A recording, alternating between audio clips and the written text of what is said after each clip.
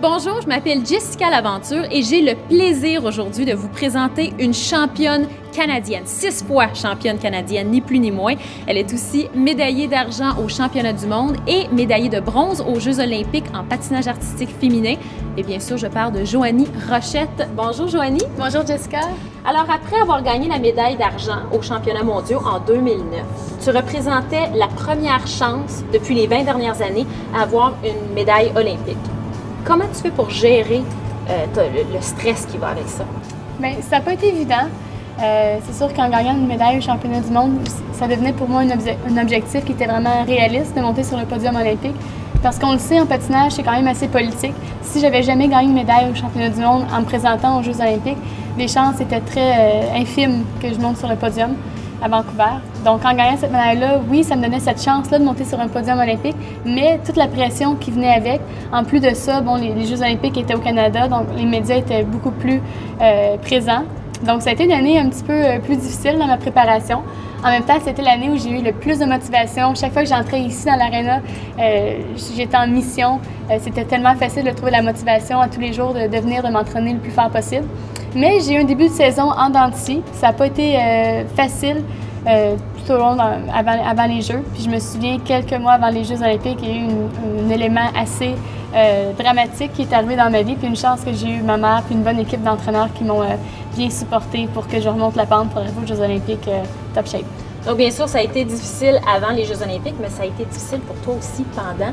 Tu as reçu quand même des nouvelles, les nouvelles du décès de ta mère pendant les Jeux olympiques et tu as décidé d'aller sur la glace quand même et de faire ton programme comme c'était prévu. Comment est-ce que tu expliques justement d'avoir fait une aussi bonne performance sous les circonstances qui étaient franchement pas très bonnes? Bien, je veux dire, j'ai eu la chance d'avoir une bonne équipe de soutien, d'avoir tous ces gens-là autour de moi. Puis c'est vraiment à Vancouver que j'ai réalisé l'importance de cette équipe-là autour de moi, que ce soit mon psychologue sportif, ma nutritionniste, mon chum, ma famille, mes amis qui étaient venus me voir, mon entraîneuse, tous ces gens-là qui m'ont vraiment supporté. Mais en même temps, l'importance de la préparation. J'avais tellement répété souvent ces programmes-là en compétition, à l'entraînement, chaque élément, que quand je suis arrivée sur la glace à Vancouver, j'ai même pas eu à penser à rien.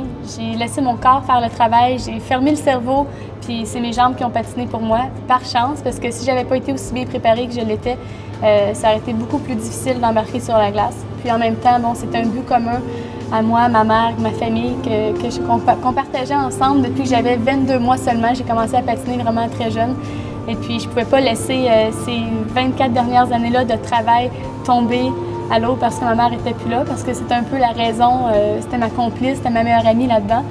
Puis de tous les moments où elle aurait pu décéder, que ça arrive 2 jours avant les Jeux, c'était vraiment très, très bizarre de timing, si je peux dire. Mais en même temps, je savais que je devais le faire pour moi, mais pour elle aussi, parce qu'elle avait dédié sa vie pour m'aider à atteindre mes objectifs et je ne pouvais pas la laisser tomber à ce point-là.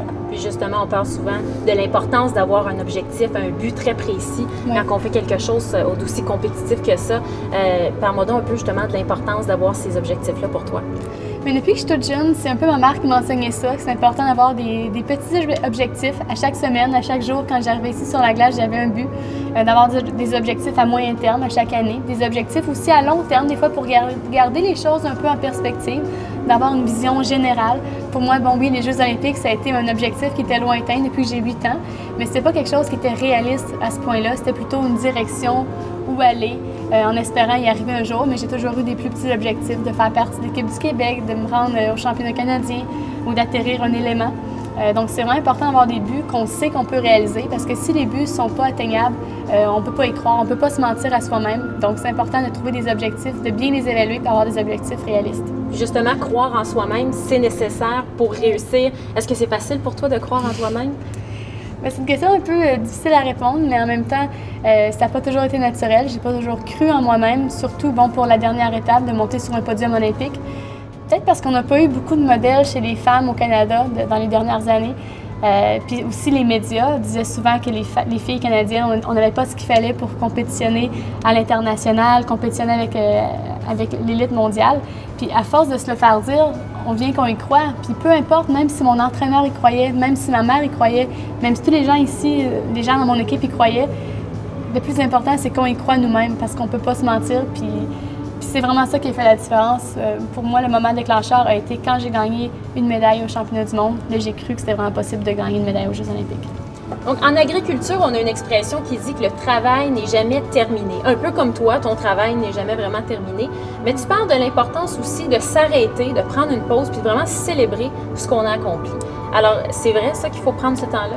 Bien, dans le patinage, comme en agriculture, j'imagine, c'est pas une job de 9 à 5. Donc, je suis tout le temps en train de penser à mon patinage, visualiser mes sauts, écouter de la musique pour une prochaine chorégraphie. Donc, ça n'arrête jamais. Mais c'est important, des fois, de prendre le temps de respirer, puis de s'arrêter, de célébrer, de regarder qu'est-ce qu'on a réussi. Parce que des fois, on ne sait plus trop où on en est rendu. Puis c'est important de garder les choses en perspective. Puis on ne voit pas vraiment le travail accompli tant qu'on ne prend pas une pause pour regarder derrière nous. Puis en faisant ça, ça nous aide à nous motiver, à réévaluer nos objectifs pour le lendemain ou pour la suite. Donc c'est super important d'être capable de célébrer ce qu'on a fait, d'être fier de ça, puis d'avoir du plaisir à faire ce qu'on fait dans la vie. Mais tu vas avoir la chance justement de nous parler de ce que tu as fait, de ce que tu as accompli lors du forum FAC qui va avoir lieu à Lévis à l'hiver prochain. Peux-tu nous donner un petit avant-goût de ce que tu vas parler? Bien, je vais raconter mon histoire du début à la fin. Les gens me connaissent depuis Vancouver, ils connaissent un peu ma finalité, dans le fond, gagner une médaille aux Jeux olympiques, mais ils ne connaissent pas le chemin parcouru pour y arriver, ils ne connaissent pas les embûches, tout ce qui est arrivé. Donc, je vais parler de plusieurs thèmes différents, tout en parlant, en racontant des petites anecdotes tout au long de ma vie, de ma carrière. On a bien hâte de voir ça. Merci beaucoup, Joanie. Mais merci, à bientôt.